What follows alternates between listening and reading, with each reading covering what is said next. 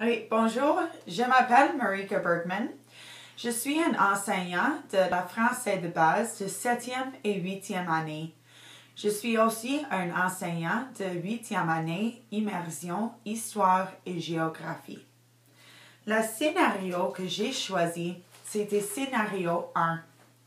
Pour moi, c'est un scénario important car c'est quelque chose que j'ai vu dans mes classes. Maintenant, ma présentation, c'est aussi relax.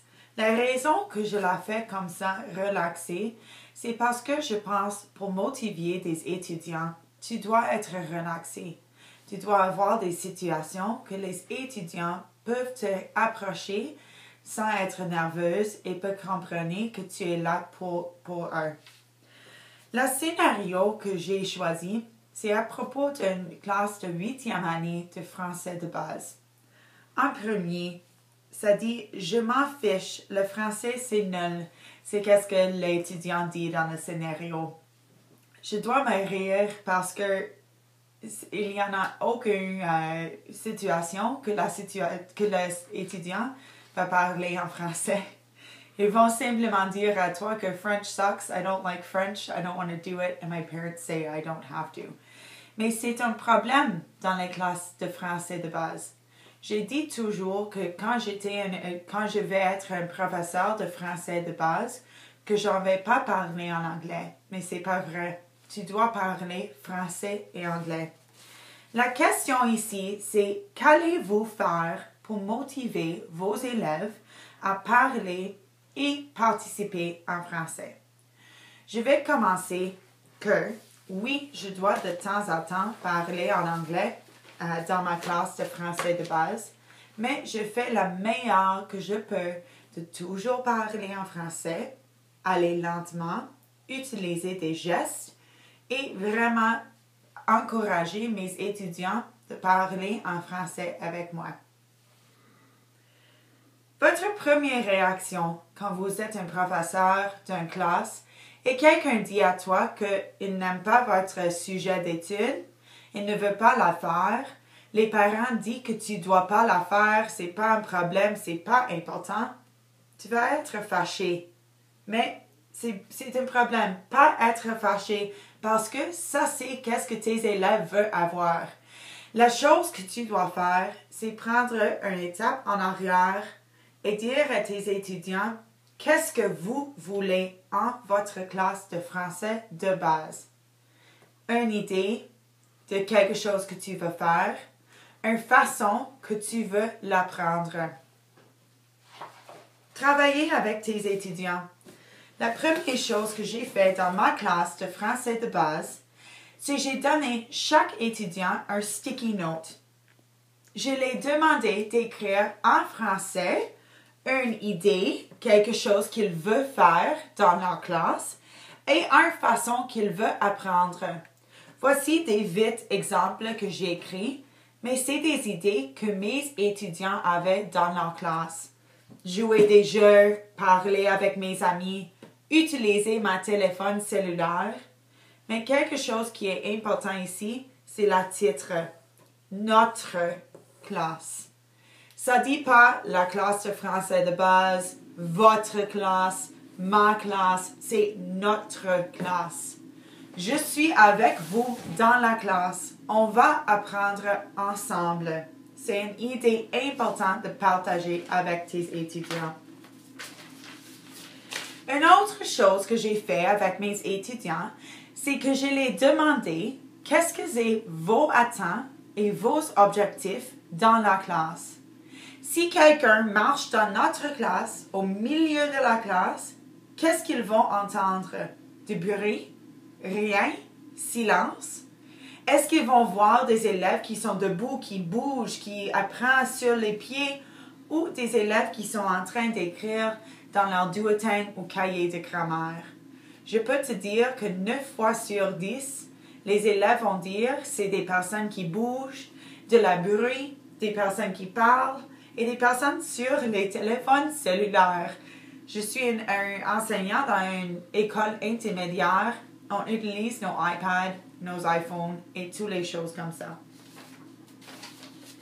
Quand tu lis tes idées de notre classe, en premier, tu peux évaluer le français de tes étudiants. Et en deuxième, regarde vraiment, écoute les idées.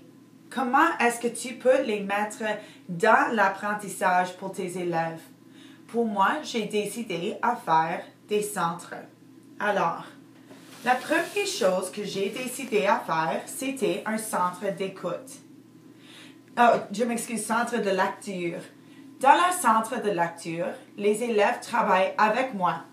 On lit des articles, des petits livres, des lettres, des courriels et même aussi des textes. De temps à temps, on va faire les mots de la musique française. On lit ensemble. C'est un petit groupe, alors 5-6 élèves qui travaillent avec moi. Pendant qu'ils travaillent avec moi, lecture ensemble, des autres élèves vont aller faire des autres centres. Voilà 2 autres centres que j'utilise dans ma classe. Un centre d'écriture.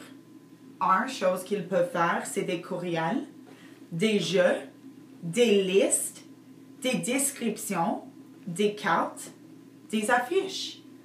Dans ma centre d'écoute, on utilise FrenchPod101.com.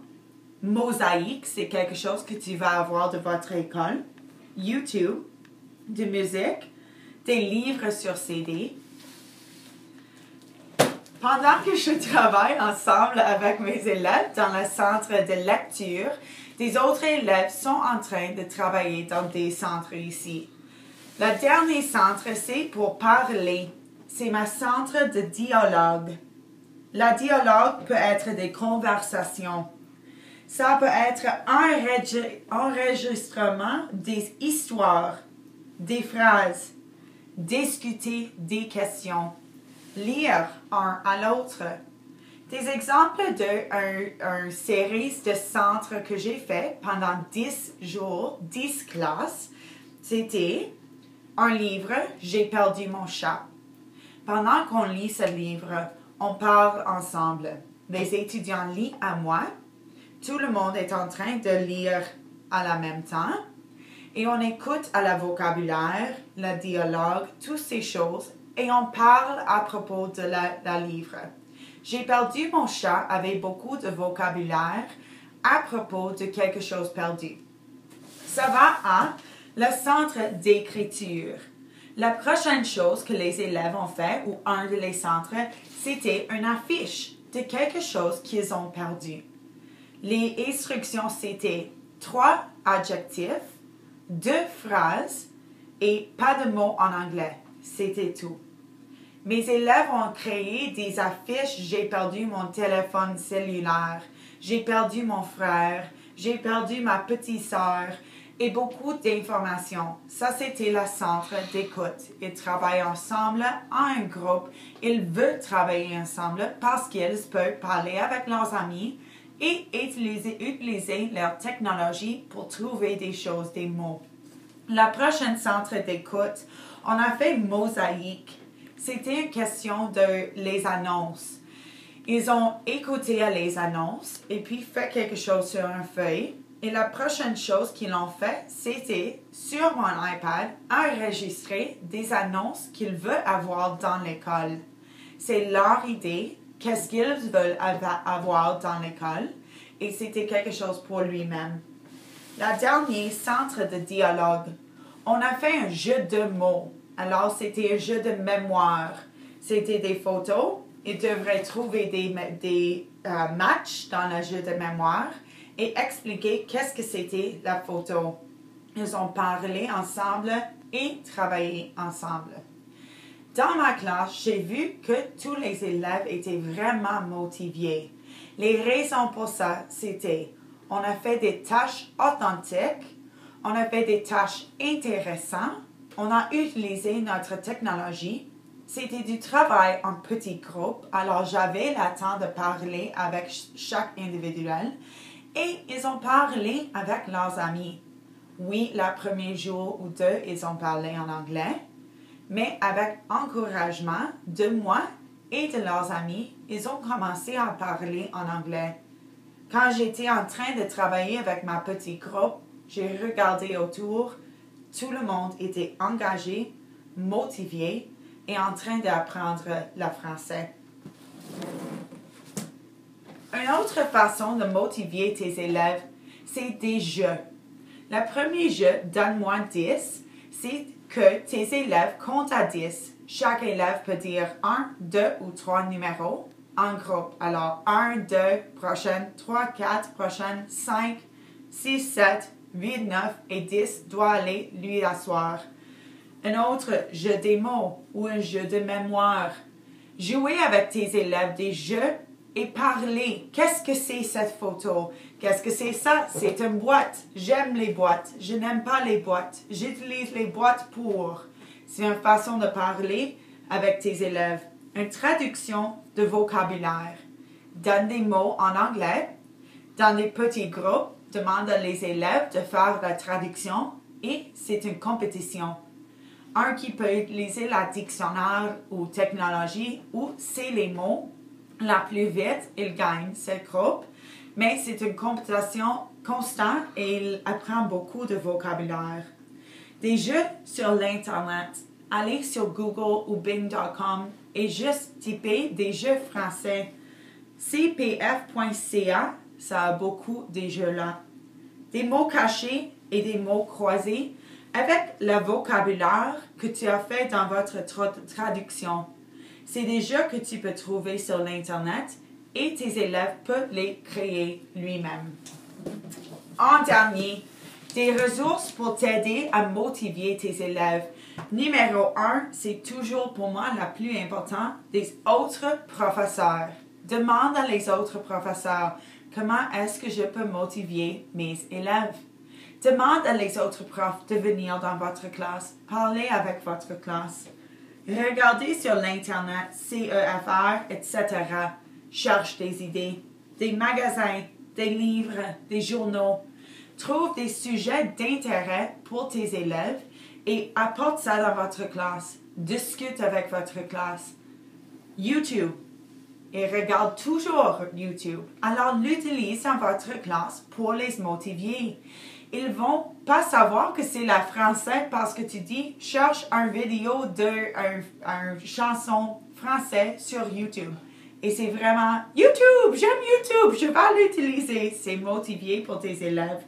FrenchPod 101, c'est une façon d'écouter à le français et travailler avec tes élèves. Oui, tes élèves vont dire à toi que je n'aime pas le français. Si tu es là comme un guide, à côté, aide tes élèves, mais laisse-les voir que tu aimes le français. C'est important à toi, c'est pourquoi tu as un emploi, et qu'est-ce qu'ils peuvent faire avec ça. C'est excitant d'être un professeur de français de base et de français en général, et partage ça avec tes étudiants. Merci beaucoup.